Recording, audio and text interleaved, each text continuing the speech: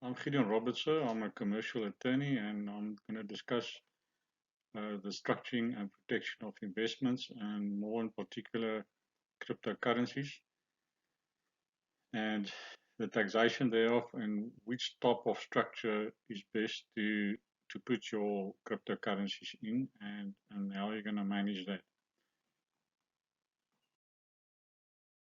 Uh, so, when you look at structuring a business and we regard the investment in cryptocurrencies as a business, then the following principles should be taken into account.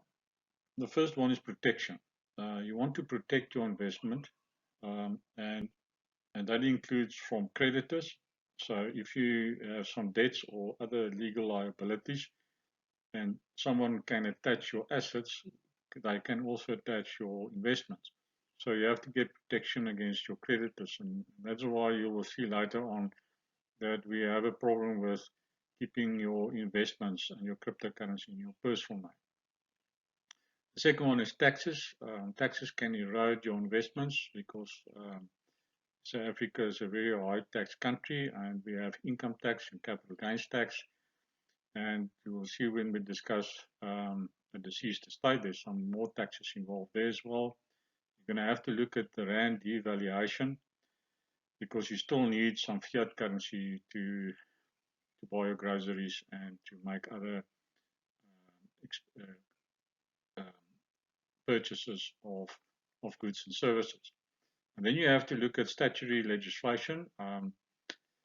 Any government can nowadays bring out legislation, and we don't know what lies ahead of us because we're not making the laws. I'm just practicing the law, so I can advise you, but nobody knows what statutory legislation the government will bring out that will have an impact on your investment. Second point is your legacy. The question is, where does your investment go after your death? And then when you die, there's also some taxes involved. And that is estate duties and capital gains tax. And probably if you transfer certain assets like fixed property, there's going to be transfer taxes involved as well. And then you have to ask yourself, but who's going to who's going to manage my investments when I'm not there anymore? Because you want to leave a legacy for your children. And then thirdly, very importantly, is that it doesn't help you to design a structure for yourself, but you can't have any enjoyment of your own wealth. So you must have access to your wealth while you are maybe taking it out of your own hands and put it in another entity. So you must invest it right from the start via a good plan structure. If you've already invested it in your personal name, then there's some planning involved there, but because the question is, how do you get it out of your personal hands, let's say in the name of a company or a trust? Now that's why people like me are there, so that we can help you, because there's some planning that we can do, but if you do it wrongly, then there will be capital gains tax involved and those type of things, so it can cost you quite a lot of money. So let's discuss the problem with all in personal name. I'll call it that because most people that I still find today has done investments in specifically cryptocurrencies in their personal names. Maybe because a lot of these websites and crypto exchanges, uh, they're asking your personal information. And then a lot of the websites have not been designed to include another entity like a company or trust. But we'll get to that later. So if everything is in your personal name, all those assets and investments are at risk, right? So if you land in trouble, there's a liability that's enforced against you, or creditors take judgment against you, and they come and attach your assets. They can attach your investments as well. So if you keep everything in your personal name, they're all at risk. Okay. The second problem with that is the deceased estate problem. If you die, then your investments, because they are assets, fall into your deceased estate, which is frozen the day when you die. Your bank accounts are frozen, your investment accounts are frozen until they have appointed the master of the High Court, have appointed executor that you appointed under your will. Now, nowadays, the master's offices in South Africa are in turmoil, and it can take up months. Sometimes I've heard about cases where it took up to 9 months just to get a letter of executorship, because then only you can start winding up the estate and deal with the bank accounts and the money that lies there. So what are you doing in the meantime? From what are your family members going to live on? Because everything is frozen. That is a big problem. And then also taxes. There's taxes involved, as I mentioned before. When you die, estate duty, capital gains tax are the most important there. So what are the possible structures here? The possible structures are basically a company and a trust, or a combination of the two. Now, both as perpetual existence. That means if you die, the company or the trust will carry on as if you didn't die. Differences are in the structure, the management, and the taxation. A company is a legal entity that you register at the CIPC, and there's a division between ownership and management. Ownership is the shareholders, and management is undertaken by the directors in the company. In a trust, you have a founder that agrees with the trustees to form a trust and to manage the assets of the trust on behalf of the beneficiaries. Now, the beneficiaries are like the shareholders in the company. They are eventually going to be entitled to the income or the capital from that trust. Now, the taxation of a company is, a company pays 28% tax unless you are regarded as a small business corporation. Then you can get much lower tax rates, but then, and SARS got clever there, then you can only be involved in one company in your life. You cannot then be involved in other companies as well. But it might work for some of you that's not involved in other companies, that you only do this for your cryptocurrency investment. Then you can score quite a lot if you manage to keep it under the threshold of what the Income Tax Act are requiring for a small business corporation. A trust is taxed if the trust self is taxed at a percentage of 45%, which is very high, and it's 45% from Rand 1.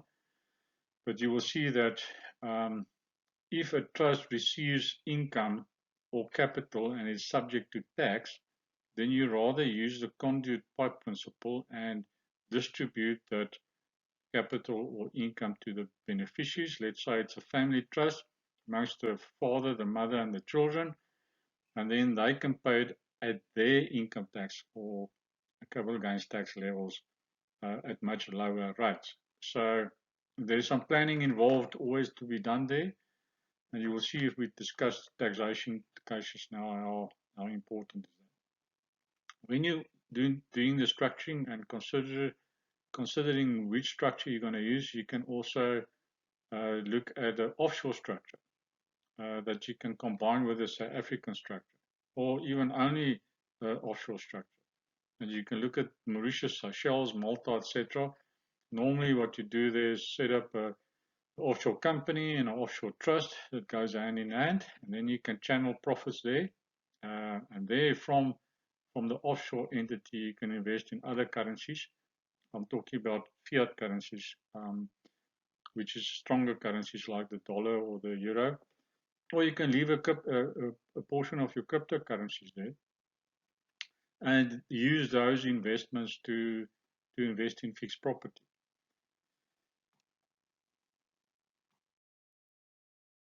Now, the taxation of cryptocurrencies is quite a controversial issue because it's a new thing, and I don't think the revenue authorities know exactly how to deal with it. But according to a brochure that SARS issued about 2 years ago, SARS says that they will apply the normal income tax rules to cryptocurrencies and expect you to declare your gains and losses as part of your taxable income. Now, it all starts with the definition of gross income, which is the total amount, which means the total or the sum thereof, of cash or otherwise received by or accrued to you.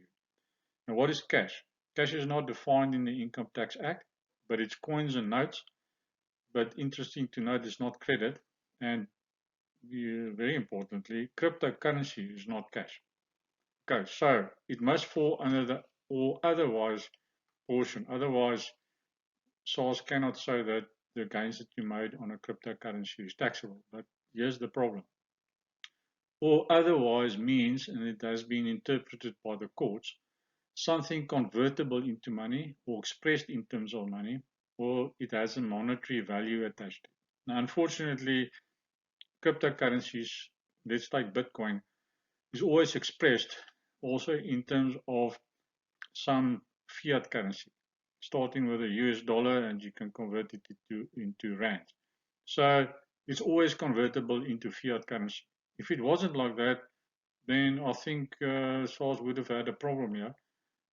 If it was a pure alternative currency, that means it's not a cryptocurrency that's convertible into money, but a stand on its own alternative currency, but it's not a fiat currency that you can use in the economy, then I think it would have been quite a problem for SARS to tax it. But that's just a sideline remark from our side. So the first thing that you have to determine is whether your proceeds or the profits that you made are of an income or capital nature. Now, it is income if it was part of a profit-making scheme. Now, what is that? The example is that you are a speculator in cryptocurrencies, or you're buying and selling cryptocurrencies regularly. Then it means it was income, and you're going to pay income tax. Capital means that you've merely realized a capital investment.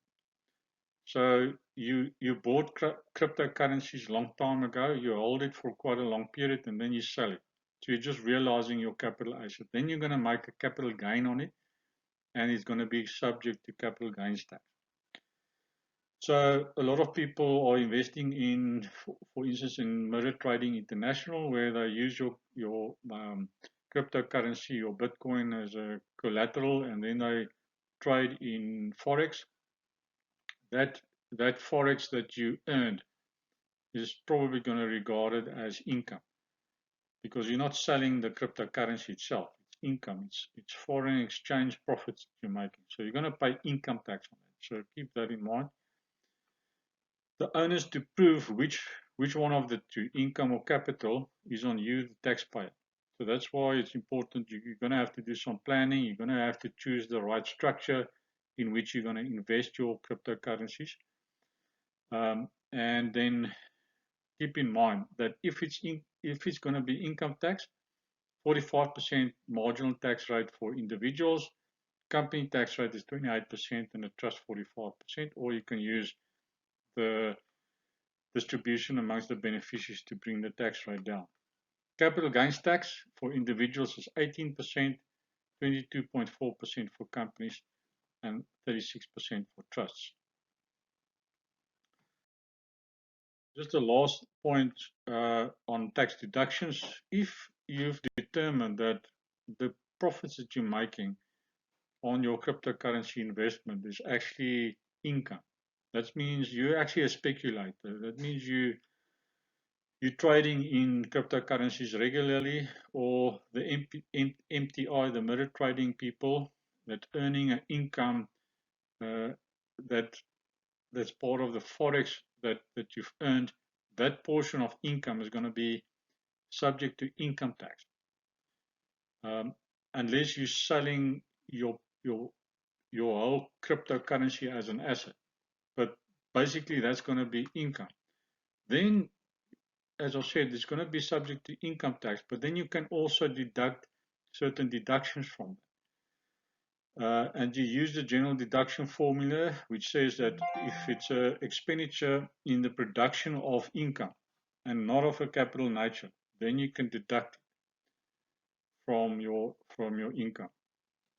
Okay, and that let's take an example. Let's say you sit at home and you use a portion of your or you use your study, you've got an internet access, you use your cell phone, your laptop, so you can claim a portion of your interest on your bond for that portion of your house, portion of your water and lights, the insurance on your house, even the maid that cleans the house. So you can see, you can now do some calculations there and plan what type of deductions you can do. You can take it to your accountant, and when they do your annual tax return, they can claim all those deductions or a portion thereof against this income. Okay, so the question is whether you are deducting a trade, and then you can deduct these expenditure. This is a summary of the structures that you can use. As you can see, it might differ from person to person, and the one structure might not fit the other person because you might have some other objectives in his planning. So what you will do is, if I have to assist you, I will look at your situation, I will analyze it, and I will design a structure for you that's going to best fit your circumstances. And normally you're going to have to do some calculations to see what type of value that you have invested in cryptocurrencies, what type of income streams or flows of monies are coming out of that, whether it's going to be income or capital, and then you can design a structure around that. And then you can have a peace of mind, because even if you die, these things are attended to. If you have a trust, you can appoint successor trustees that will look after your affairs.